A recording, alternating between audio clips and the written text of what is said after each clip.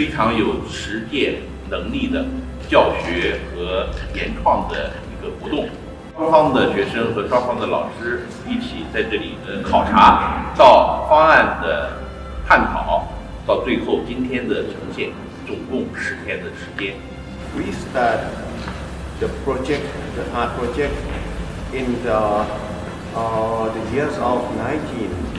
希望每个月能够加持我们这个大运河国家文化公园这个建设，为大运河文化也赋予更多的内容、废弃材料，通过我们技术的创意，再生